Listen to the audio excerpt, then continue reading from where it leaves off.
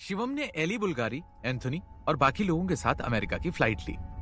America में Bulgari परिवार का हेडक्वार्टर था। मिस्टर बुल्गारी ने शिवम को वहां उनकी मदद के लिए बुलाया था। जब शिवम बाकी लोगों के साथ एयरपोर्ट पर पहुंचा तो बुल्गारी परिवार के आदमी उसका स्वागत करने के लिए वहां खड़े थे। वो लोग शिवम और बाकी सबको बुल्गारी परिवार के बंगलों तक ले गए। शिवम को नहीं पता था कि कुंवरजीत गांधी कहां पर है, लेकिन उन्होंने शिवम से बोला था कि वो भी आएंगे, तो शिवम जानता था कि वो अपनी बात पर अटल जरूर रहेंगे। बुल्गारी परिवार के बंगलों में काफी सारे गार्ड्स थे जिनको हिंदी आती थी। बंगलो पहुंचते ही एंथोनी और बाकी सब लोग गाड़ी से बाहर निकले। फिर एंथोनी ने गेट पर खड़े लंबे चौड़े इंसान से हंसते हुए कहा, हे जॉन, कैसे हो? तुमसे मिले काफी टाइम हो गया। हाँ, बहुत ताकतवर लग रहे हो।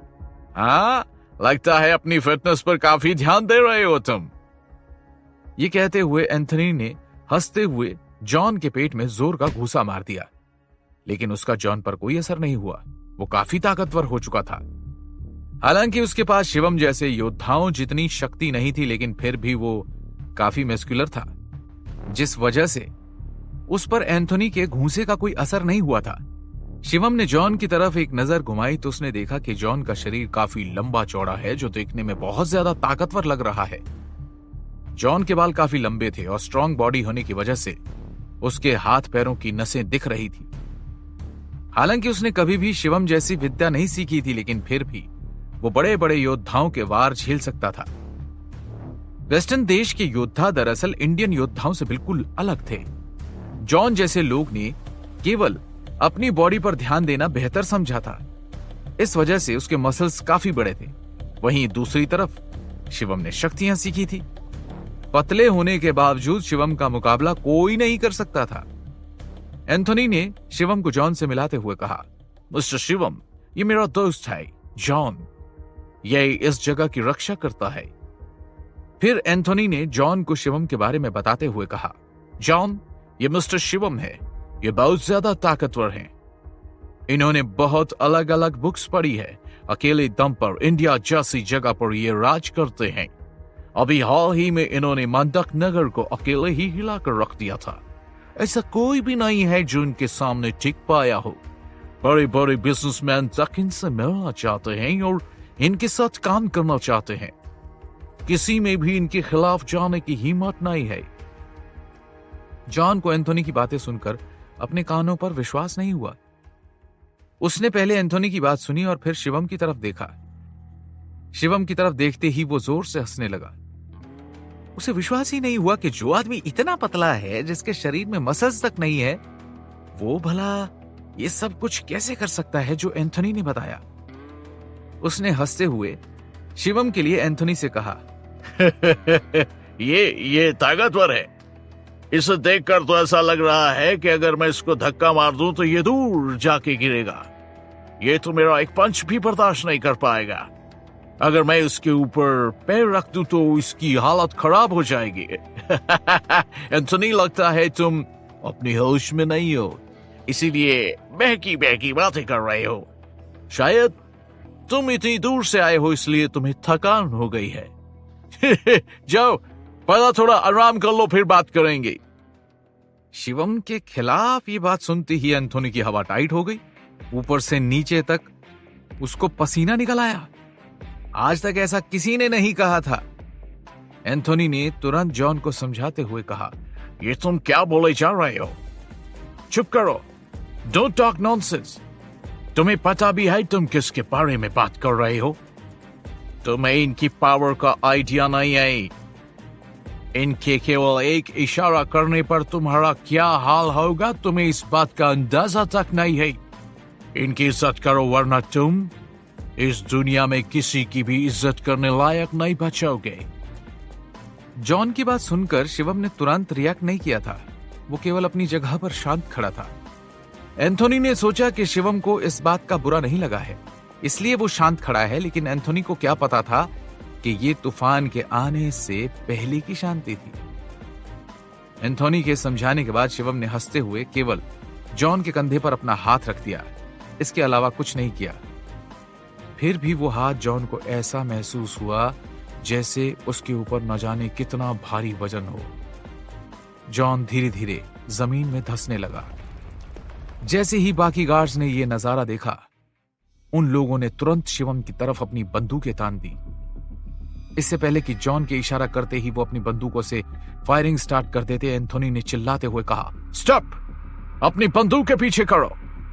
फिर एंथोनी ने धीरे से शिवम से कहा, मिस्टर शिवम, जॉन ने जो कुछ भी किया है वो अनजाने में किया है।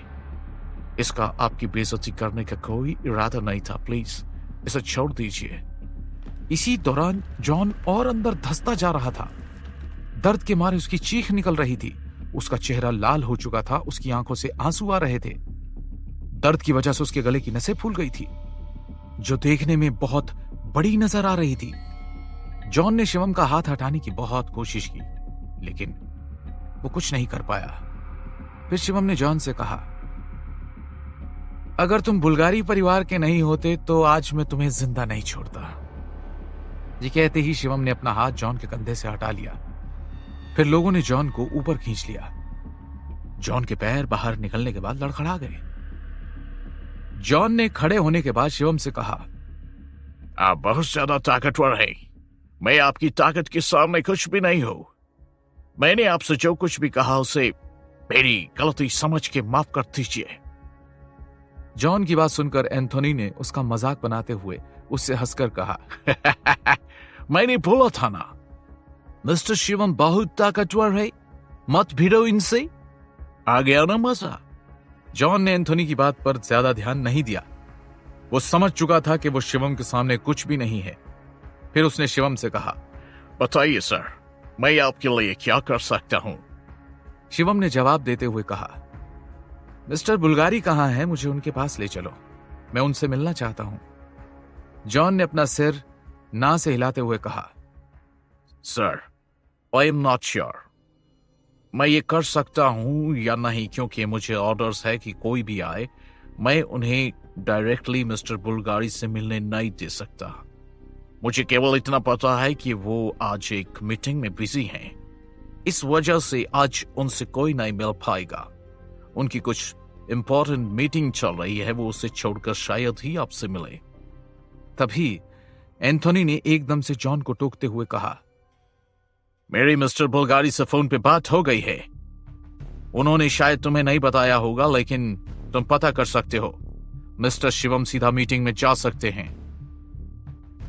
जॉन ने तुरंत ही हां में सिर हिलाया और कहा, अगर ऐसा है तो ठीक है, चलिए मैं आप दोनों को वहां ले चलता हूं। दोनों जॉन के पीछे जाने लगे, लेकिन एली बुल्गारी न जाने वहां से कहां गायब हो गई थी। बुल्गारी परिवार का साफ साफ आदेश था कि एली उस मीटिंग में बैठने के लायक नहीं है, इसलिए वो खुद वहां से चली गई थी। फिर जॉन, एंथोनी और शिवम को लेकर बंगलो के अंदर कई सारे कॉरिडोर्स पार करते हुए एक कमरे के सामने आकर खड़ा हो गया। उस कमरे का गेट आसानी से देखा नहीं जा सकता था, क्योंकि वो दीवार जैसा लग रहा था। गेट पर एक शीशा लगा था, जो लोगों को नॉर्मल शीशा लगता था, और इस वजह से बाहर का इंसान अंदर का कुछ भी नहीं देख सकता था। जॉन ने वहां पहुंचने के बाद शिवम से कहा, सर, इस गेट से आप अंदर जा सकते हैं, मुझे अंदर जाने की परमिशन नहीं है। एंथोनी का बुल्गारी परिवार में आना जाना लगा रहता था। उसने शिवम के लिए गेट खोलते हुए कहा, सर, पहले आप। गेट खोलने के बाद एंथोनी ने देखा कि अंदर कई सारे लोग बैठे हैं। लोगों को देखकर एंथोनी का गला सूख गया, क्योंकि वो लोग आम लोग नहीं थे। बहुत जानी मानी हस्तियां अंदर बैठी हुई थी। उनमें से कुछ लोग एंथोनी से तो वाकिफ थे, लेकिन शिवम को पहली बार देख रहे थे। शिवम का फेस बिल्कुल भी अमेरिकन नहीं लगता था। उसे देखकर कोई भी कह सकता था कि वो किसी एशियन कंट्री से आया है। उस कमरे में बैठे सारे लोग फेमस थे। किसी के पास बड़े फर्म्स थे, तो कोई बहुत ज्यादा ताकतवर था। वहां कोई भी ऐसा नहीं था जो मामूली हो। कई लोग, उनमें से किलर्स और स्नाइपर्स भी थे, जो शक्तियों के बारे में जानते थे। उनमें से एक था हाइड्रा पावर का मालिक, ब्रैडी। उन लोगों को देखते ही एंथोनी चौंक गया और खुद से कहा, oh my God, mister Bulgari ने इन लोगों को यहां बुलाया है। एंथोनी ये बात तो जानता था कि दाहिर की वजह से उन लोगों पर काफी प्रेशर है, लेकिन उसे नहीं पता था कि मिस्टर बुल्गारी ने एक साथ उन लोगों को वहां बुला लिया होगा। अगर इस वक्त दाहिर वहां आ जाता और उन लोगों को मार देता तो फिर दुनिया का क्या होता, क्योंकि सारे बड़े और ताकतवर लोग तो मर चुके होते। वहां मौजूद लोगों में से कई लोग तो ऐसे भी थे जो मिस्टर बुल्गारी को पसंद तक नहीं करते थे, फिर भी आए थे। आखिर दाहिर का खौफ जो इतना था। सबसे जरूरी बात यह थी कि इतने सारे लोग वहां मौजूद थे, फिर भी कोई भी कुछ नहीं बोल रहा था। एंथोनी को लगा कि शायद वो लोग उस आदमी का इंतजार कर रहे हैं जिसके बारे में वो सोच रहा है। उसी वक्त एक बूढ़ा आदमी वहां आ गया। उसके बाल लंबे और ब्राउन थे। उसके पूरे शरीर से शराब की स्मेल आ रही थी और उसके हाथ में एक वाइन की बोतल थी। वहां आते ही उसने डकार ली और हंसते हुए कहा, मेरे पुराने दोस्त भी यहाँ आए हैं। आप लोगों को देखकर बहुत खुशी हुई। उस आदमी को देखते ही एंथोनी के चेहरे का रंग उड़ गया था। एंथोनी का अंदाजा बिल्कुल सही था। उसने जिसके बारे में सोचा था, ये वही आदमी था। ये आदमी कॉस्मोस ऑर्गेनाइजेशन का मालिक जेम्स था। जिस आदमी को एंथोनी देख रहा था वो कॉस्मोस ऑर्गेनाइजेशन का सबसे ताकतवर आदमी था। लेकिन जब एंथोनी ने उसके पीछे आते हुए आदमी को देखा तब वो और ज्यादा चौंक गया और अपनी आंखों पर उसे विश्वास नहीं हुआ। उसने उस आदमी का नाम लेते हुए कहा, ये तो थॉमस है। एंथोनी उन लोगों को देखकर इतना चौंक क्यों गया था? क्या वो लोग शिवम का वेलकम करेंगे या उसकी उन लोगों से बहस हो जाएगी? एंथोनी को इतना परेशान देखकर शिवम समझ गया कि ये थॉमस कोई बहुत ही पावरफुल आदमी है। इतना पावरफुल कि एंथोनी उसके सामने खड़ा भी नहीं हो सकता। शिवम एंथोनी से कोई सवाल करता उससे पहले ही एंथोनी शिवम को थॉमस की ताकत के बारे में बताने लगा। मिस्टर शिवम, आप इस आदमी को हल्के में नहीं ले सकते। इस इंसान ने न जाने आज तक कितने अमेरिकन ऑर्गेनाइजेशंस और बिजनेस एसोसिएशन को अपने अंडर में लिया है। ये अमेरिकन बिजनेस वर्ल्ड और क्रिमिनल वर्ल्ड का नंबर 1 माफिया है। इसके पास वर्ल्ड के बेस्ट एक्सपर्ट्स मौजूद है। एक वक्त पर इसने भी अमेरिकन क्रिमिनल वर्ल्ड में बहुत तबाही मचाई थी। जब शिवम ने एंथोनी के मुंह से थॉमस के बारे में इतना कुछ सुना तो एक पल के लिए शिवम को भी थोड़ा अजीब लगा, क्योंकि बहुत छोटे में जब शिवम अपनी दिव्य शक्तियों को हासिल कर रहा था तो वो अमेरिका के एक बहुत ही शांत इलाके में आया था जहां उसकी ट्रेनिंग का एक हिस्सा पूरा होना था। उस वक्त उसकी मुलाकात अमेरिका के कुछ क्रिमिनल से हुई थी और उनसे लड़ने के बाद शिवम हार गया था। अगर आज भी उनकी ताकत उतनी ही है तो कहीं ना कहीं शिवम को यहां पर बहुत दिक्कत होने वाली है। शायद अब शिवम एक बहुत ही अलग दुनिया में पहुंचने वाला है जहां से बाहर निकलना बहुत ही मुश्किल है। शिवम थॉमस के बारे में सोच ही रहा था कि तभी मिस्टर बुल्गारी उस मीटिंग रूम के अंदर आए और सबकी निगाहें उन पर टिक गई। सब उनके रिस्पेक्ट में अपनी अपनी कुर्सियों से खड़े हो गए। मिस्टर बुल्गारी ने हाथ दिखाकर सबको बैठने के लिए कहा। शिवम, एंथोनी, थॉमस और बाकी लोग भी अपनी अपनी कुर्सियों पर बैठ गए। तभी मिस्टर बुल्गारी ने उन्हें एड्रेस करते हुए कहा, थैंक यू जो मेरे एक इनविटेशन पर आप सब लोग यहाँ आए। आप सबको तो पता ही है कि क्रिमिनल ने हमारे अमेरिका में तबाही मचा दी है। हमें किसी भी तरह दाहिर को रोकना होगा, वरना वो अमेरिका के बिजनेस वर्ल्ड को पूरी तरह से तबाह कर देगा। और वो दिन दूर नहीं जब अमेरिका उसकी उंगली पर नाचेगा। मिस्टर बुल्गारी अपनी बात खत्म भी नहीं कर पाए थे, उससे पहले ही ब्लू डी एस्टेट के मालिक मिस्टर हार्वर्ड ने उन्हें बीच में रोकते हुए कहा, एक मिनट मिस्टर बुल्गारी, मुझे नहीं लगता कि आपने ये मीटिंग दाहिर को खत्म करने के लिए बुलाई है, क्योंकि यहाँ मौजूद बाकी सब लोग तो जानी मानी हस्ती है, लेकिन जो सामने मेरे ये एशियन बैठा है उसे देखकर लग रहा है कि उसकी औकात यहाँ बैठने की नहीं है। ये यहाँ बैठकर कुछ नहीं कर पाएगा। मुझे ऐसा लग रहा है कि कहीं ऐसा ना हो कि कल को ये इंसान जाकर दाहिर के साथ मिल जाए और हमारे प्लान का पर्दाफाश कर दे। इसलिए मैं आपको सलाह दूंगा कि आप इसे यहां से बाहर निकाल दें। हावर्ड अपनी बात खत्म करते ही शिवम को इस तरह घूरने लगा मानो शिवम ने एक आवाज भी उठाई तो वो शिवम को मार देगा। वहीं बाकी बिजनेसमैन भी हावर्ड की बात से सहमत थे और वो शिवम को मुस्कुराते हुए देख रहे थे जैसे शिवम की बेइज्जती से उन्हें खुशी मिल रही हो। लेकिन हावर्ड की बात से एंथोनी को बहुत गुस्सा आया। उसने टेबल पर हाथ मारते हुए कहा, मिस्टर हावर्ड, बेहतर होगा कि आप अपनी लिमिट में रहकर बात करें। आप मिस्टर शिवम की इंसल्ट नहीं कर सकते। एंथोनी को हावर्ड की बात पर बहुत ज्यादा गुस्सा आ गया था क्योंकि बुल्गारी परिवार के बुलाने पर ही शिवम अमेरिका आने को तैयार हुआ था। वो इस तरह शिवम की बेइज्जती होते हुए नहीं देख सकता था क्योंकि शिवम में वो ताकत थी कि दाहिर जैसे क्रिमिनल से लड़ सके। वहीं एंथोनी की इस बात पर हावर्ड ने उसे वार्निंग देते हुए कहा, मुझे कोई फर्क नहीं पड़ता कि आपको मेरी बात अच्छी लग रही है या बुरी, लेकिन ये इंसान यहां नहीं बैठेगा।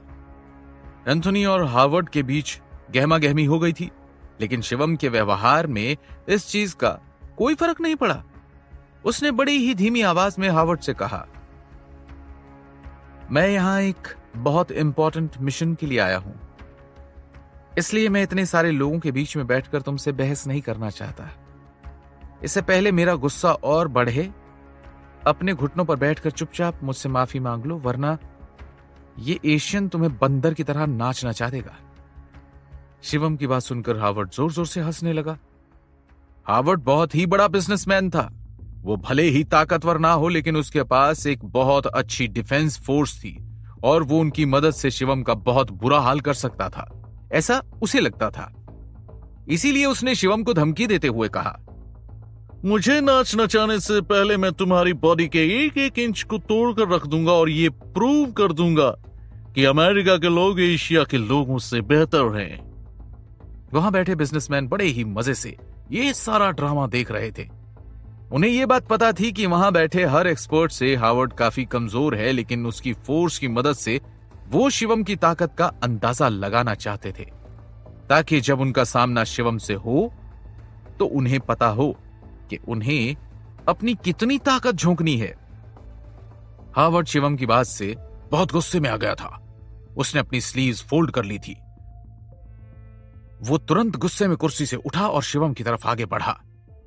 जैसे ही वो शिवम की कुर्सी के करीब आया, शिवम ने अपना हाथ बढ़ाकर उसे एक खींचकर थप्पड़ मारा और हावर्ड दूर दीवार से जा टकराया। उसका सर 1 मिनट के लिए चकरा गया, जैसे उसने कोई लोहे की रॉड छू ली हो। हावर्ड इससे पहले कुछ सोच पाता उसके 4 बॉडीगार्ड्स भागते हुए शिवम की तरफ आए और शिवम ने एक एक करके उन चारों को नीचे जमीन पर गिरा दिया। शिवम की ताकत देखकर वहां बैठा हर एक बिजनेसमैन काफी हैरान रह गया। वो सब माफिया वर्ल्ड से संबंध रखते थे। बिजनेस के साथ साथ उनके कई काले काम चलते थे, लेकिन आज से पहले उन्होंने इतना ताकतवर एक्सपर्ट नहीं देखा था जो कुर्सी पर बैठे बैठे इतने लोगों को धूल चटा दे। वो सब एक दूसरे के चेहरे की तरफ देख ही रहे थे और हावर्ड तो मानो पागल ही हो गया था। उसे कुछ समझ में नहीं आ रहा था कि उसे क्या करना चाहिए और क्या नहीं। अपने सारे बॉडीगार्ड्स को इस तरह जमीन पे पड़ा देख उसका सारा कॉन्फिडेंस मिट्टी में मिल गया। वो तुरंत दूर एक कोने में जाकर शांति से बैठ गया। उसने शिवम से कुछ नहीं कहा। तभी मिस्टर बुल्गारी ने अपने एक बॉडीगार्ड को इशारा किया कि वो हावर्ड को यहां से ले जाए और वो तुरंत हावर्ड को घसीटते हुए बाहर ले गया। वहीं जेम्स और थॉमस एक दूसरे की तरफ देख रहे थे। तभी जेम्स ने मिस्टर बुल्गारी की तरफ देखकर उनसे सवाल करते हुए कहा, ये सब क्या है मिस्टर बुल्गारी? हम यहाँ इसलिए आए हैं क्योंकि आपने हमें इस मीटिंग के लिए इनवाइट किया, लेकिन हमें नहीं पता था कि आप यहाँ अपने ताकतवर आदमी को बुलाकर हमारे साथ इस तरह की बदतमीजी करेंगे। हम ये एक्सेप्ट नहीं कर सकते हैं। आपको मिस्टर हावर्ड से माफी मांगनी होगी। जेम्स को शिवम की ताकत का अंदाजा हो गया था, इसलिए वो इस तरह की बातें कर रहा था ताकि मिस्टर बुल्गारी वहां बैठे हर बिजनेसमैन के नीचे दब कर रहे। उन्हें इस बात का डर रहे कि वो शिवम की मदद से उन्हें ओवरकम नहीं कर सकते, वरना शिवम वहां बैठे बाकी लोगों के लिए भी मुसीबत बन सकता है। जेम्स की बात सुनकर मिस्टर बुल्गारी के चेहरे पर एक हल्की सी स्माइल आ गई, जैसे वहां जो कुछ भी हुआ उससे उन्हें कोई फर्क ही नहीं पड़ा। वो बिल्कुल शांत थे और उन्होंने शिवम की तरफ देखते हुए कहा, ग्रेट मिस्टर शिवम, पिछली बार से आपकी ताकत काफी इंप्रूव हो चुकी है। I am very impressed. Mister Bulgari की यह बात सुनकर जेम्स, थॉमस और शिवम तीनों ही हैरान थे। जेम्स को ऐसा लग रहा था जैसे मिस्टर बुल्गारी ने उसे पूरी तरह से इग्नोर कर दिया। वो इससे पहले कुछ बोल पाता, मिस्टर बुल्गारी ने अपनी बात को एक्सप्लेन करते हुए कहा, देखिए मिस्टर जेम्स, आप बुरा मत मानिए, लेकिन मिस्टर हार्वर्ड के साथ तो ऐसा ही होना था।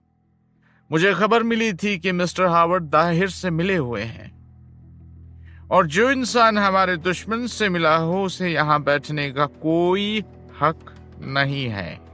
इसलिए मैंने मिस्टर शिवम को नहीं रोका। अगर आज मिस्टर शिवम हार्वर्ड का यह हाल नहीं करते तो यकीन मानिए मैं उसे मार डालता। मेरी मीटिंग में कोई गद्दार शामिल हो ये मुझे बर्दाश्त नहीं। जब जेम्स और थॉमस को मिस्टर बुल्गारी की बात पर यकीन नहीं हुआ तो जेम्स ने तुरंत मिस्टर बुल्गारी से सवाल करते हुए कहा, आपके पास क्या सबूत है कि मिस्टर हार्वर्ड दाहिर से मिले हुए हैं? थॉमस भी मिस्टर बुल्गारी के जवाब का इंतजार कर रहा था। तभी मिस्टर बुल्गारी ने सबके सामने अपनी बात रखते हुए कहा, मुझे पता चला है कि जॉर्ज के दाहिर के साथ बहुत अच्छे कनेक्शन हैं।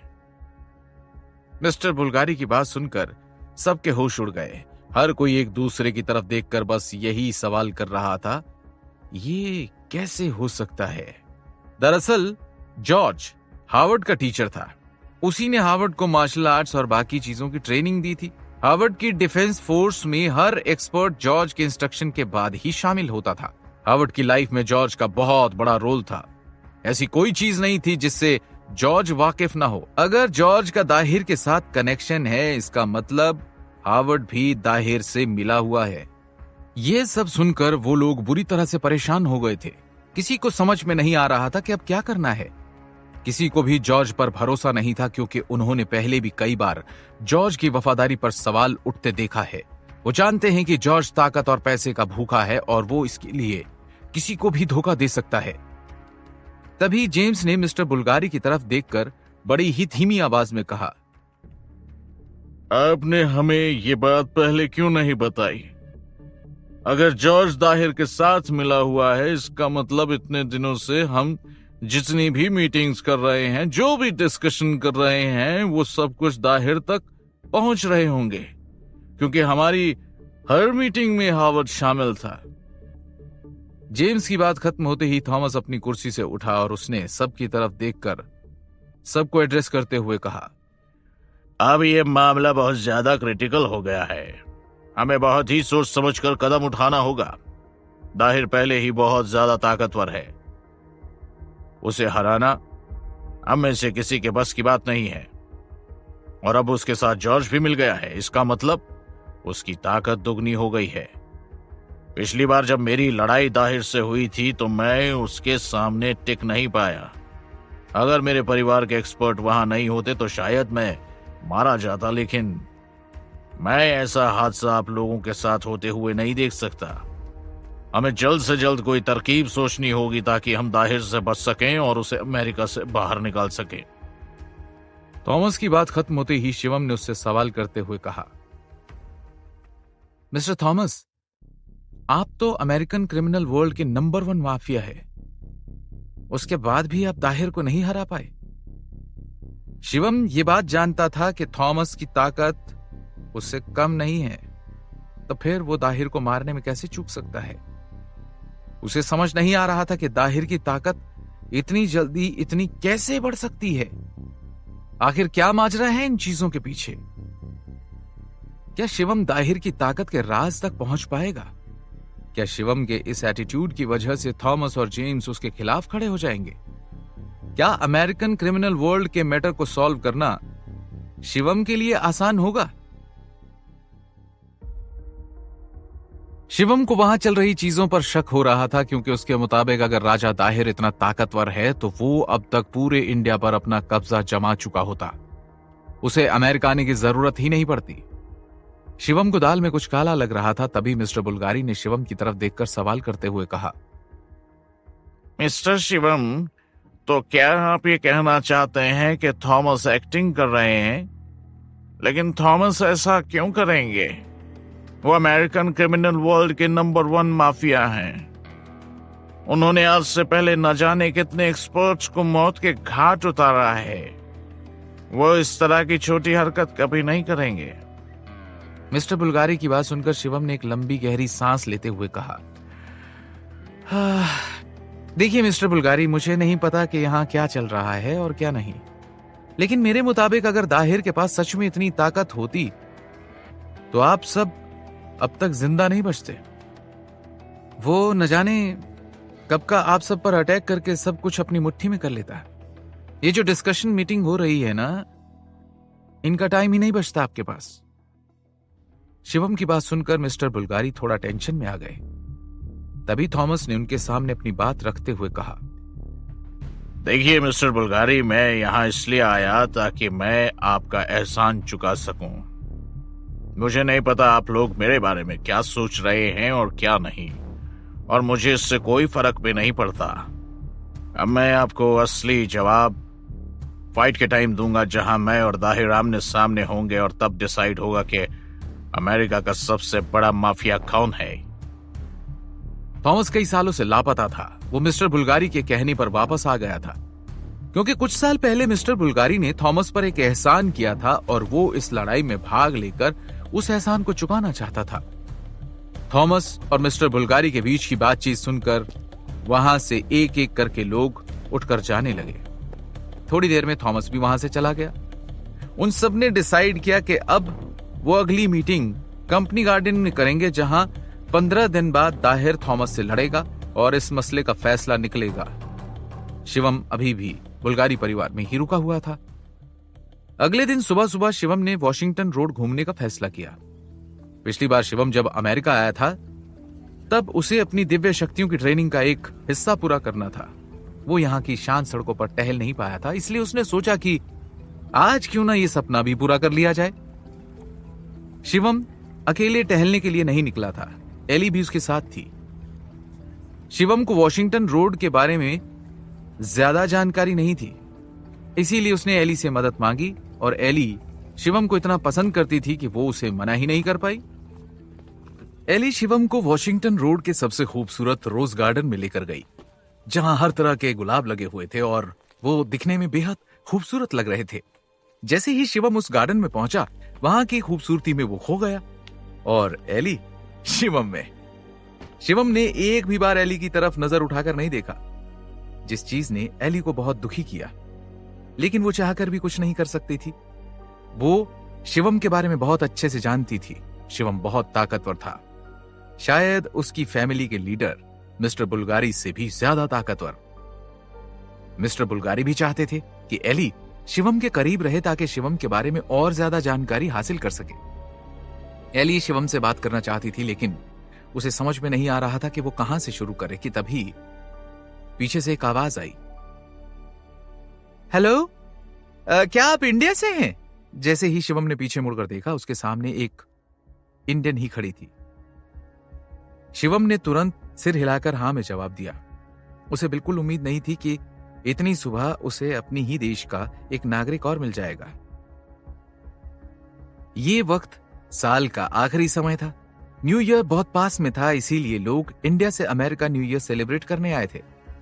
शिवम उससे बात करने में बिल्कुल नहीं हिचकिचाया, क्योंकि उसे ये बात पता थी कि वो अमेरिका में है। ये बात हर जगह फैल चुकी होगी और नागराजा दाहिर को भी इस बारे में जरूर पता होगा, इसलिए अब ज्यादा छुपने का कोई मतलब नहीं है। शिवम इस वक्त इतना ताकतवर था कि वो नागराजा दाहिर को सामने से चुनौती दे सकता था। इसके साथ साथ उसे यह भी यकीन था कि उसके नाना कुंवरजीत गांधी भी उसके साथ में है, तो शिवम को किसी से घबराने की कोई जरूरत नहीं है। वहीं शिवम को जिसने आवाज लगाई थी वो बहुत ही खूबसूरत सी लड़की थी। उसने ब्लैक कलर की ड्रेस पहन रखी थी। शिवम को अपनी तरफ मुड़ते देख उसके चेहरे पर एक बड़ी सी स्माइल आ गई। वो लड़की काफी वक्त से शिवम को उस गार्डन में देख रही थी और शिवम से बात करना चाहती थी। वो शिवम के एटीट्यूड से, उसकी पर्सनैलिटी से बहुत ज्यादा अट्रैक्ट हो चुकी थी। कहीं ना कहीं उसे शिवम पसंद आने लगा था। लेकिन जब शिवम ने उस लड़की की तरफ देखकर बात करने की थोड़ी सी भी इच्छा जाहिर नहीं की तो उसे बहुत बुरा लगा। वो लड़की तुरंत शिवम के पास आई और उसके बगल में आकर खड़ी हो गई। उसने शिवम की तरफ देखकर एक बड़ी सी स्माइल के साथ सवाल किया, क्या ये मिस आपकी गर्लफ्रेंड है? उस लड़की का इशारा एली की तरफ था जो घूर घूर कर उसे देख रही थी। उस लड़की की हरकतों से एली को समझ में आ गया था कि ये शिवम की तरफ आकर्षित है और शिवम से बात करना चाहती है। एली इतनी देर से शिवम के करीब आने का मौका ढूंढ रही थी, वो मौका उस लड़की ने बर्बाद कर दिया था। इसलिए एली को उस पर बहुत गुस्सा आ रहा था। लेकिन इस सवाल ने एली के मन में जैसे लड्डू फोड़ दिए थे। पर शिवम उन सारे लड्डुओं पर पानी फेरते हुए बोला, नहीं, हम बस दोस्त हैं। शिवम के उस रूड रिप्लाई से एली को बहुत बुरा लगा, लेकिन उसने शिवम से कुछ नहीं कहा। तभी उस लड़की ने दोबारा शिवम की तरफ देखकर एक बहुत बड़ी मुस्कान के साथ कहा, बिल्कुल वैसे ही जैसे हम बहुत जल्द दोस्त बनने वाले हैं। शिवम को उस लड़की का इतना फ्रैंक बिहेवियर और ये एटीट्यूड कुछ खास समझ नहीं आया। तभी उसकी नजर उस लड़की के पीछे खड़े एक हट्टे कट्टे लड़के पर पड़ी जो काफी देर से उसको देख रहा था। देखकर ऐसा लग रहा था जैसे वो काफी समय से उस लड़की के साथ है और बात करने की कोशिश कर रहा है। शायद वो लड़की का सरफिरा आशिक है। उस लड़के का नाम रोहन रायचंद था जो शिवम के पास खड़ी लड़की क्रिस्टल वालिया से प्यार करता था और उसे अपने प्यार के जाल में फंसाना चाहता था। वो इतनी देर से क्रिस्टल से बात करने की कोशिश कर रहा था, लेकिन क्रिस्टल उसे बिल्कुल भी भाव नहीं दे रही थी और अब वो शिवम के पास खड़ी होकर इतनी मुस्कुराकर बात कर रही थी जिसने रोहन के दिल में आग लगा दी थी। रोहन तुरंत वहां आया और उसने क्रिस्टल का हाथ पकड़ते हुए कहा, तुम ये क्या कर रही हो? पागल हो गई हो क्या? इस तरह अजनबियों से कौन बात करता है? रोहन के इस सवाल पर क्रिस्टल बहुत बुरी तरह से चिढ़ गई और झुंझलाते हुए बोली, मैं करती हूं बात, तुम्हें कोई दिक्कत है? रोहन, मैंने तुम्हें पहले ही क्लियर कर दिया है, हमारे बीच कुछ भी नहीं हो सकता। अब भगवान के लिए मेरा पीछा छोड़ दो। तुम्हारे और मेरे रास्ते बिल्कुल अलग हैं। I don't like you. तुम समझते क्यों नहीं? क्रिस्टल का जवाब सुनकर रोहन को बहुत गुस्सा आया, लेकिन वो उस पर अपना गुस्सा नहीं निकालना चाहता था। इसीलिए उसने शिवम की तरफ देखा और चिल्लाते हुए कहा, हेलो मिस्टर, तुम्हारी हिम्मत कैसे हुई क्रिस्टल के साथ फ्लर्ट करने की? हाँ, तुम्हें क्या लगता है कि तुम अमीर लड़कियों को फंसाकर उनके पैसे पर अय्याशी करोगे? मैं तुम्हारे जैसे इंडियन को बहुत अच्छे से जानता हूं। तब बेहतर होगा कि तुम चुपचाप यहां से निकल जाओ, वरना मैं तुम्हारा बहुत बुरा हाल करूंगा। वॉशिंगटन रोड में मेरे बहुत सारे फ्रेंड्स रहते हैं, मैं चाहूं तो उन्हें बुलाकर तुम्हें पिटवा सकता हूं। और हाँ, वो गली के गुंडे नहीं, किलर्स हैं, ये बात याद रखना। रोहन के इस एटीट्यूड को देखकर क्रिस्टल को बहुत गुस्सा आया और उसने रोहन का हाथ पकड़कर चिल्लाते हुए कहा, स्टॉप इट रोहन, मुझे तुम्हारी मदद की कोई जरूरत नहीं है और अगर तुमने यहां थोड़ा सा भी तमाशा खड़ा करने की कोशिश की ना तो मैं तुम्हें बहुत अच्छा सबक सिखाऊंगी। रोहन रायचंद वॉशिंगटन रोड के पास बेले स्ट्रीट के रायचंद परिवार का बेटा था, जिनका फॉरेन इन्वेस्टमेंट और इंपोर्ट एक्सपोर्ट का बिजनेस था। उनके वॉशिंगटन रोड के बिजनेसमैन के साथ बहुत अच्छे कनेक्शंस थे, जिस बात पर रोहन को बहुत गर्व था। वहीं शिवम ने जब उन दोनों की लड़ाई देखी तो उसे इस लड़ाई में कुछ भी बोलने का मन नहीं हुआ और वो वहां से जाने लगा। शिवम को इस तरह सबको इग्नोर करके जाता देख रोहन का गुस्सा और बढ़ गया। उसने दूर से शिवम की तरफ देखकर चिल्लाते हुए कहा, ओ हेलो मिस्टर, मैं कहता हूं रुक जाओ, अभी इसी वक्त रुक जाओ, वरना तुम्हारे साथ अच्छा नहीं होगा। जब रोहन ने देखा कि शिवम लगातार उसे इग्नोर कर रहा है तो उसका गुस्सा और बढ़ गया। वो शिवम की तरफ आगे बढ़ने लगा। तभी बुल्गारी परिवार के 4 बॉडीगार्ड्स रोहन के सामने आकर खड़े हो गए और उन्होंने उसका रास्ता ब्लॉक कर दिया। वो एली के ऑर्डर का इंतजार कर रहे थे। एली ने भी रोहन की तरफ देखकर चिल्लाते हुए कहा, तुम्हारी हिम्मत कैसे हुई मिस्टर शिवम से इस तरह बात करने की? तुम जानते भी हो वो कौन है? एली की धमकी सुनकर रोहन जोर जोर से हंसने लगा और उसकी तरफ देखकर बोला, अरे मुझे उससे कोई फर्क नहीं पड़ता कि तुम और वो लड़का कौन हो, ठीक है? पर क्या तुमने स्मिथ फैमिली के बारे में सुना है? हम बिजनेस पार्टनर्स हैं। अगर मैं चाहूं तो तुम लोगों को इसी वक्त वॉशिंगटन रोड से बाहर निकलवा सकता हूं। तुमने मुझसे दुश्मनी मोल ले ली है तो मैं तुम्हें सॉरी बोलने का एक चांस देता हूं। आज की रात मेरे साथ अगर तुम मेरे बेड पर सोने के लिए तैयार हो जाती हो तो मैं तुम्हारे दोस्त को भी छोड़ दूंगा और तुम्हें स्मिथ फैमिली से भी इंट्रोड्यूस करवा दूंगा। उन्हें तुम्हारी जैसी खूबसूरत लड़की से मिलकर बहुत मजा आएगा। हाँ, बोलो क्या कहती हो? रोहन एली से बहुत बदतमीजी से पेश आ रहा था क्योंकि उसे ऐसा लग रहा था कि स्मिथ फैमिली का नाम लेने के बाद एली डर जाएगी और वो चुपचाप उसके साथ चलने के लिए तैयार हो जाएगी। एली क्रिस्टल से ज्यादा खूबसूरत थी। वहीं एली को स्मिथ फैमिली से कोई फर्क नहीं पड़ रहा था क्योंकि उसकी फैमिली के सामने स्मिथ फैमिली कुछ भी नहीं थी। वो लोग तो खुद आकर बुल्गारी परिवार से एक एक डील के लिए भीख मांगते थे। एली ने रोहन की तरफ देखा और मुस्कुराते हुए कहा, Smith family, my God. Rohan को लगा कि एली उसकी बातों से इंप्रेस हो रही है, इसीलिए उसने मुस्कुराते हुए कहा, मैं तुम्हें सोचने के लिए 2 मिनट देता हूं, बस जल्दी से हाँ कर दो। तुम्हारे साथ सोने के लिए मैं बहुत बेताब हूं। इतना कहकर उसने अपने सामने खड़े एक बॉडीगार्ड को जोर से धक्का मारा, जिस पर क्रिस्टल ने रोहन की तरफ देखकर चिल्लाते हुए कहा, बस करो रोहन, इससे पहले बहुत बड़ी गड़बड़ हो जाए। क्रिस्टल को डर लग रहा था क्योंकि ये सारा ड्रामा उसी की वजह से हो रहा था। अगर वो शिवम से बात न करती तो रोहन कभी भी बीच में नहीं आता। लेकिन क्रिस्टल की बात सुनकर रोहन का गुस्सा और बढ़ गया और उसने क्रिस्टल को एक खींचकर थप्पड़ मारा और चिल्लाते हुए कहा, तमीज से बात करो, ये तुम्हारा इंडिया नहीं है, वॉशिंगटन रोड है और यहाँ पर वही होगा जो मैं चाहूंगा। अगर मैं चाहूं ना तो तुम्हें यहीं खड़े खड़े बेच सकता हूँ और यकीन मानो तुम्हारे दादा भी कुछ नहीं कर पाएंगे। रोहन का ये बिहेवियर देखकर एली को बहुत गुस्सा आया और उसने अपने बॉडीगार्ड्स की तरफ देखकर चिल्लाते हुए कहा, इस लड़के के हाथ पैर तोड़कर इसे रायचंद परिवार वापस भेज दो। मैं भी देखती हूँ कि स्मिथ फैमिली और रायचंद फैमिली मेरा क्या बिगाड़ पाती है। क्या रोहन के साथ हुई इस घटना का सारा आरोप शिवम के ऊपर आएगा? क्या क्रिस्टल शिवम की कोई मदद कर पाएगी? क्या स्मिथ फैमिली और रायचंद फैमिली शिवम की दुश्मन बन जाएगी?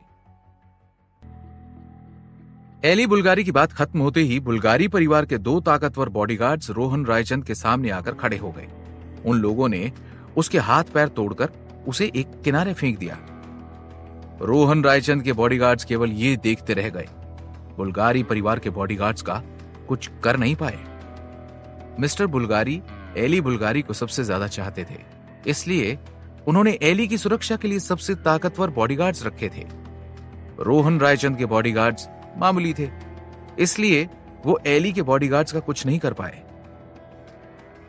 एली वहां से निकलने ही वाली थी कि तभी उसने तालियों की आवाज सुनी। तालियां बजाता हुआ यह शख्स 4 लोगों के साथ न जाने कहां से आ गया था। उसने आते ही एली बुल्गारी से कहा, बहुत अच्छे, लगता है तुम्हारा बुल्गारी परिवार कुछ ज्यादा ही हवा में उड़ रहा है।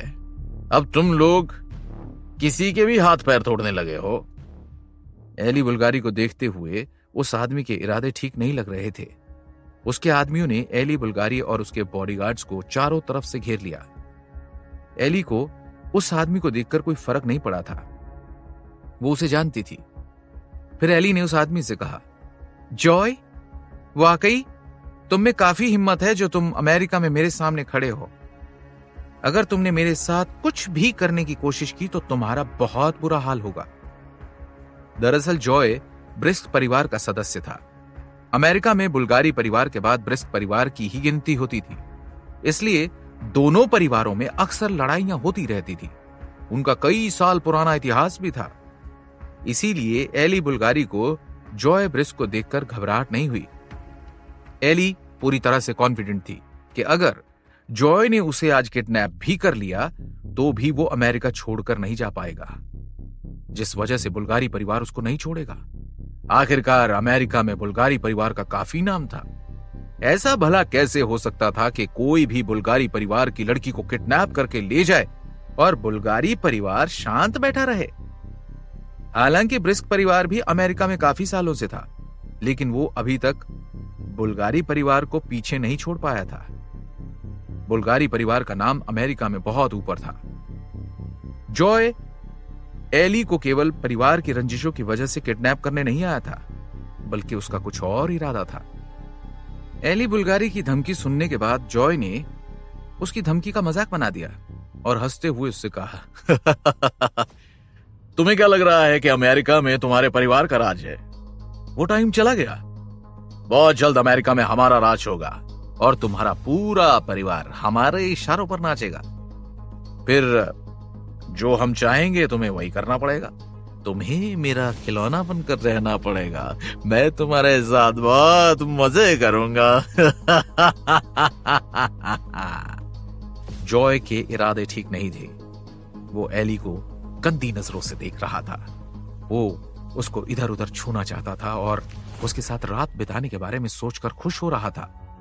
एली बुल्गारी उसकी गंदी नजरों को समझ रही थी, लेकिन जब उसने जॉय ब्रिस्क का पूरे अमेरिका पर कब्जा करने का साहस देखा तो उसे लगा कि कोई तो जरूर है जो उसका साथ दे रहा है। इसलिए उसने जॉय से कहा, क्या दाहिर तुम्हारा साथ दे रहा है? एली के दिमाग में सबसे पहले दाहिर का ही नाम आया, क्योंकि उस समय दाहिर ही बुल्गारी परिवार का सबसे बड़ा दुश्मन था, जो बुल्गारी परिवार को खत्म करना चाहता था। शायद इसी वजह से दोनों दुश्मन आपस में मिल गए हों। जॉय ने एली को जवाब देते हुए कहा, तुमने एकदम सही पहचाना। खूबसूरत होने के साथ साथ तुम काफी होशियार भी हो। दाहिर ही हमारा साथ दे रहा है, इसलिए तुम्हें मेरी बात ध्यान से सुननी चाहिए। अगर तुमने चुपचाप मेरी बात मानी और मुझे आज रात खुश कर दिया तो मैं तुम्हें और तुम्हारे पापा को छोड़ दूंगा। लेकिन ध्यान रखना, मुझे खुश करना तुम्हारी जिम्मेदारी है। एली को देखते हुए जॉय की लार टपक रही थी। उससे अब कंट्रोल नहीं हो रहा था। वो जल्द से जल्द उसके साथ सोना चाहता था। एली ने उसका घिनौना बर्ताव देखते हुए गुस्से से कहा, अपनी लिमिट में रहकर बात करो। पर जॉय पर बुल्गारी के गुस्से का कोई असर नहीं हुआ। उसने हंसते हुए कहा, डार्लिंग, तुम पर ये गुस्सा भी काफी अच्छा लगता है, लेकिन अब देर मत करो, क्योंकि अगर मुझे गुस्सा आ गया तो मैं तुम्हें छूना भी पसंद नहीं करूंगा और मेरी जगह मेरे आदमी तुम्हारे साथ वो करेंगे जो मैं करना चाहता हूं। फिर मुझे ब्लेम मत करना। जॉय की बात खत्म होते ही उसके आदमी एली को छेड़ने और उसके चेहरे पर हाथ लगाने लगे। एली बुल्गारी काफी सुंदर थी, इसलिए उसे किडनैप करने से पहले वो लोग एली बुल्गारी के साथ कुछ गलत करना चाहते थे। एली बुल्गारी के बॉडीगार्ड्स, जो इतनी देर से चुपचाप जॉय और एली की बातें सुन रहे थे, उन लोगों से अपनी मालकिन के साथ हो रही ये बदतमीजी बर्दाश्त नहीं हुई।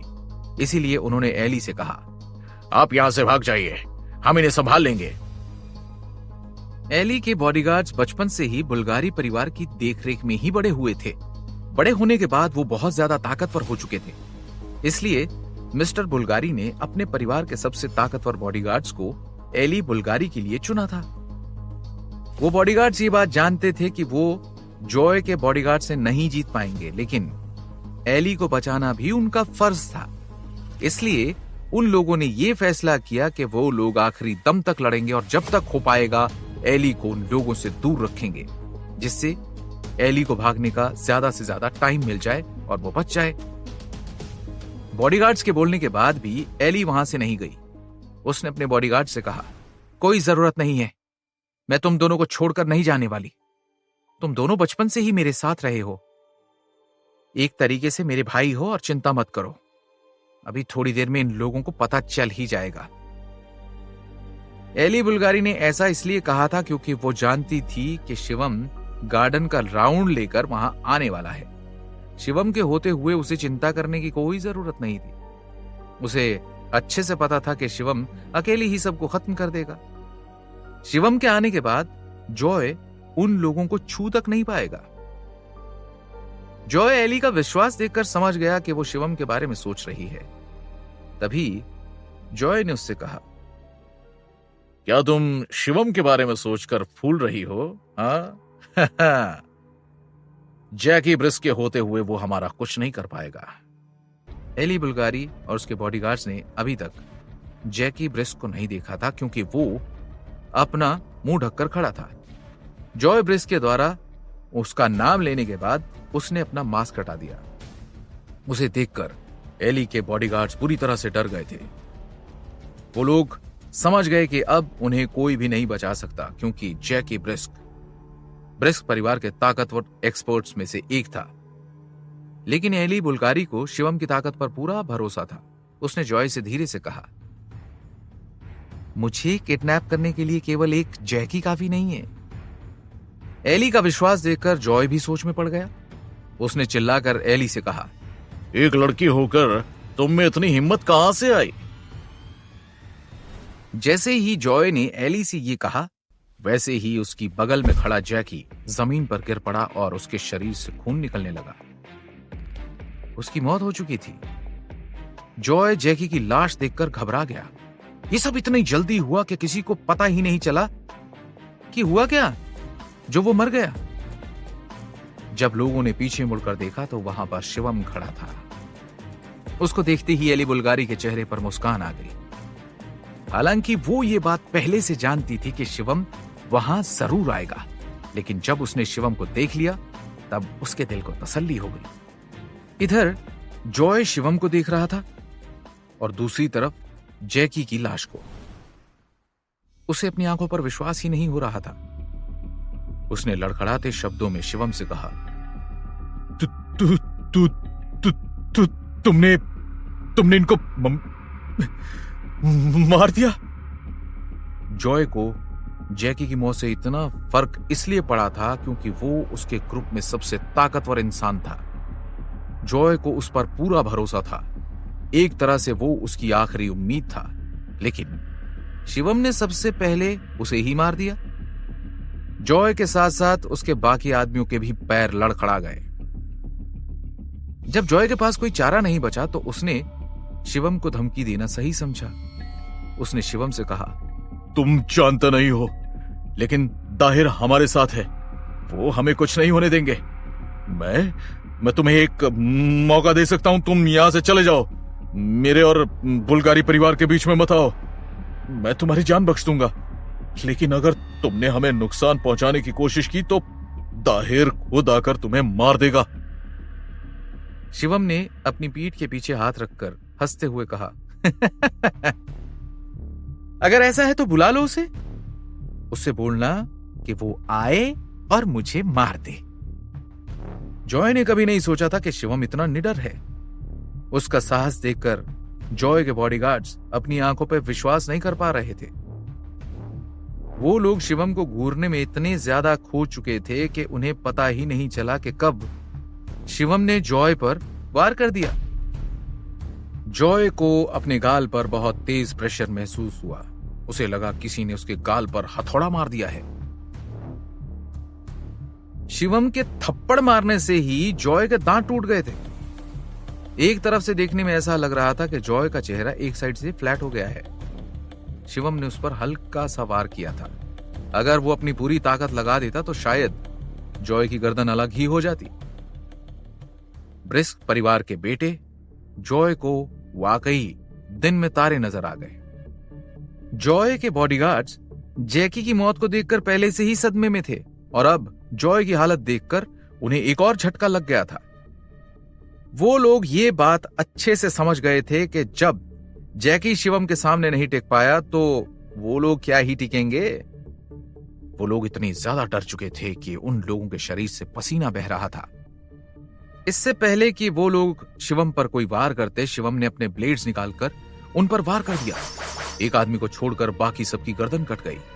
शिवम ने जानबूझकर उस एक आदमी को छोड़ा था। फिर शिवम ने उस आदमी से कहा, अगर तुम चाहते हो कि मैं तुम्हें जिंदा छोड़ दूं तो मुझे ब्रिस्क परिवार के ठिकाने पर ले चलो। क्या ये आदमी शिवम को ब्रिस्क परिवार के ठिकाने पर ले जाएगा? दाहिर बुल्गारी परिवार को क्यों खत्म करना चाहता है? शिवम ने जिस आदमी को छोड़ दिया था वो उन्हें ब्रिस्क परिवार के ठिकाने पर ले गया, जहां पर ब्रिस्क परिवार के मुख्य लोगों के बीच एक मीटिंग चल रही थी। वो लोग भी अमेरिका में ही मौजूद थे। मीटिंग के दौरान ब्रिस्क परिवार के मुखिया मेंशन की सबसे ऊंची कुर्सी पर बैठे थे। उनका नाम सैम ब्रिस्क था। लगभग वो 90 साल के थे।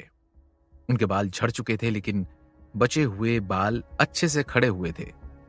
उनके दांत एकदम सफेद थे और एक भी नहीं टूटा था। उन्हें देखकर कोई भी नहीं कह सकता था कि उनकी उम्र 90 साल की होगी। वो अपनी आंखें बंद करके शांति से कुर्सी पर बैठे थे। वहां इतना सन्नाटा था कि कोई भी उनके सामने किसी भी तरह की हलचल नहीं कर रहा था। तभी एक गार्ड ने आकर उनके सामने सर झुकाया और उनसे कहा, पता चला है कि एली बुल्गारी अपने दोनों बॉडीगार्ड्स के साथ बुल्गारी परिवार के बंगलों से बाहर निकल चुकी है। जॉय एली बुल्गारी को किडनैप करने के लिए गए हैं। सैम रिस्क ने अपनी जिंदगी में बहुत मेहनत की थी। वो एक लेजेंड बनकर रहे थे। बहुत छोटी सी उम्र में उन्होंने ब्रिस्क परिवार की कमान संभाल ली थी। वो काफी ताकतवर थे और मिस्टर बुल्गारी के साथ कई बार युद्ध भी कर चुके थे। गार्ड की बात सुनकर सैम रिस्क ने धीरे से अपनी आंखें खोली और उससे कहा, जॉय बेवकूफ है क्या?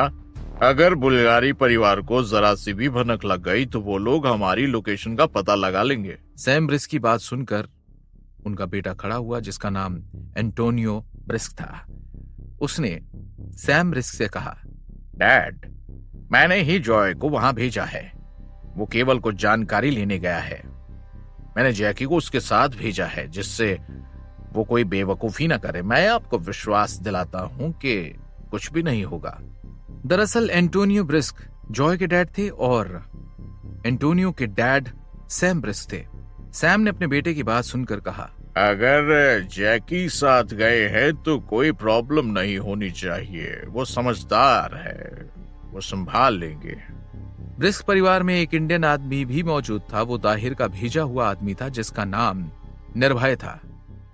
वो काफी टाइम से चुप था, फिर एकदम से खड़े होकर बोला, एली बुल्गारी अभी इंडिया गई थी। दाहिर सर ने मुझे बताया कि बुल्गारी परिवार ने किसी इंडियन लड़के को अपने घर बुलाया है। तभी जॉय के डैड एंटोनियो ने एकदम से कहा, हाँ, ये बात तो जॉय मुझे पहले ही बता चुका है। बुल्गारी परिवार ने एक इंडियन लड़के को अपने घर बुलाया है जिसे एली बुल्गारी अपने साथ लाई है। कौन है ये लड़का? सैम ने निर्भय से कहा, मिस्टर निर्भय, क्या कोई दिक्कत है? कौन है वो लड़का जिसे बुल्गारी परिवार ने बुलाया है? निर्भय ने गंभीरता से जवाब देते हुए कहा, जिस लड़के को बुल्गारी परिवार ने बुलाया है वो शिवम है। दाहिर सर ने उसकी शक्तियां महसूस की हैं। उन्होंने बताया है कि वो काफी खतरनाक हो सकता है, इसीलिए हमें जल्द से जल्द जॉय को बचाने के लिए निकलना पड़ेगा। शायद जॉय उस लड़के से लड़ नहीं पाएंगे। ब्रिस्क परिवार ने शिवम का नाम कभी नहीं सुना था, इसलिए उन लोगों को शिवम की ताकत का अंदाजा नहीं था। लेकिन निर्भय को शिवम की ताकत का अंदाजा हो गया था। वो ये भी समझ गया था कि भले ही सैम कितने भी ताकतवर क्यों ना हो, शिवम के सामने वो भी नहीं टिक पाएंगे। निर्भय की बात सुनकर एंटोनियो ने चौंक कर उससे कहा, भले ही वो इंडियन लड़का कितना भी ताकतवर क्यों ना हो, ऐसा तो हो नहीं सकता ना कि वो जैकी का सामना कर ले। जॉय के पिता एंटोनियो को अपनी कही हुई बात पर शक था। ब्रिस्क परिवार में कई सारे ऐसे एक्सपर्ट्स और किलर्स थे, बहुत सारे स्नाइपर्स भी थे। उन्हें विश्वास था कि अगर पूरा बुल्गारी परिवार भी उन पर हमला कर देगा तब भी वो संभाल लेंगे। एंटोनियो जब ये सोच रहे होते हैं तभी एक साथ कई सारी गोलियां चलने की आवाज सुनाई देती है और फिर कुछ देर बाद एकदम से सन्नाटा छा जाता है। लोग चौंक जाते हैं कि अचानक से ये क्या हुआ। तभी एक गार्ड भागता हुआ अंदर आता है और कहता है, कुछ लोग अंदर घुस आए हैं। उन्होंने हमारे कई सारे गार्ड्स को मार दिया है। हम लोग उनका सामना नहीं कर पाए। जल्दी चलिए। इससे पहले कि सैम कुछ कह पाते, ब्रिस्क परिवार के कुछ लोगों ने गुस्से में टेबल पर जोर से हाथ मारा और चिल्लाकर कहा, इतनी किसमें हिम्मत है जो यहां घुस आया? तभी दूसरा गार्ड भागता हुआ आया और उसने बताया, सर, एली बुल्गारी एक इंडियन लड़के के साथ आई है। उस गार्ड की बात सुनकर जॉय के पिता एंटोनियो को अपने कानों पर विश्वास ही नहीं हुआ। वो सोचने लगे कि भला ऐसे कैसे हो सकता है, क्योंकि जॉय तो उनके पास गया था, वो लोग खुद यहां कैसे आ गए। एंटोनियो ने सोचा था कि उनका बेटा एली और उस इंडियन लड़के को पकड़कर ले आएगा। वो समझ गए कि अगर एली और वो इंडियन लड़का यहां है तो उनका बेटा जरूर किसी मुसीबत में होगा। तभी गार्ड ने सैम से कहा, सर, हम लोग उसका सामना नहीं कर पाए, केवल आप ही उसे मार सकते हैं, प्लीज कुछ करिए। सैम गार्ड की बात सुनकर अपनी कुर्सी से धीरे से उठे और दरवाजे की तरफ जाने लगे। वो सोचने लगे कि अगर जैकी उस इंडियन लड़के का सामना नहीं कर पाया तो उन्हें खुद उस इंडियन लड़के का सामना करना पड़ेगा। सैम ब्रिस्क के पीछे पीछे ब्रिस्क परिवार के बाकी लोग भी चल दिए। उनकी नजर में सैम किसी भगवान से कम नहीं थे। उन्हें विश्वास था कि जब तक सैम ब्रिस्क हैं तब तक कोई भी उनके परिवार को कुछ नहीं कर पाएगा। इसी दौरान शिवम उस जगह के अंदर घुस चुका था। उसके सामने ब्रिस्क परिवार के कई सारे एक्सपर्ट्स जमीन पर घायल पड़े थे। वो अपनी पीठ के पीछे हाथ बांधकर गर्व से खड़ा था। जो एक्सपर्ट्स उसके सामने पड़े थे उनमें से हर एक इतना ताकतवर था कि अकेले अपने बराबर 5 को संभाल सकता था। तभी वहां पर और ज्यादा लोग आ गए। जब उन लोगों ने अपने साथियों की लाशें जमीन पर पड़ी देखी तब वो लोग शिवम को देखकर डर गए। हालांकि वो लोग शिवम के सामने अपनी बंदूकें ताने खड़े थे और शिवम को चारों तरफ से घेर लिया गया था। एली अपने सामने खड़े इतने सारे शूटर्स को देखकर डर चुकी थी। हालांकि उसे शिवम पर विश्वास था लेकिन उसे डर लग रहा था। उसने अपने बॉडीगार्ड्स को मिस्टर बुल्गारी को खबर देने के लिए भेज दिया था। वो शिवम के साथ अकेले ब्रिस्क परिवार का सामना करने आई थी। उसे लगा कि उसने अकेले आकर गलती कर दी थी।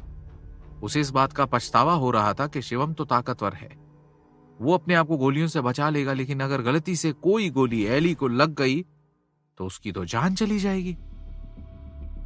शिवम खुद को बचाने में बिजी हुआ। एली की सुरक्षा कौन करेगा?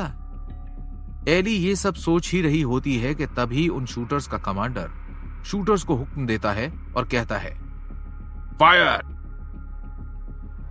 सारे शूटर्स ऑर्डर सुनते ही गोलियां चला देते। शिवम को वो गोलियां फर्जी लगती हैं।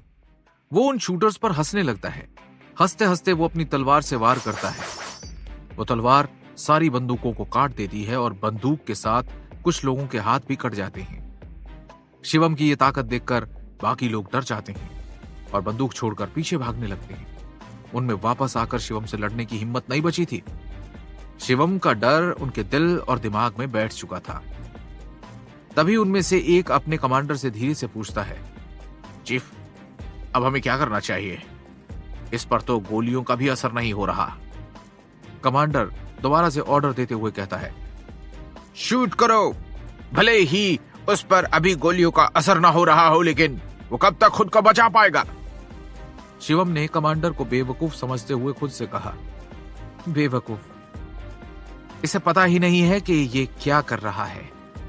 ये केवल अपना टाइम बर्बाद कर रहा है।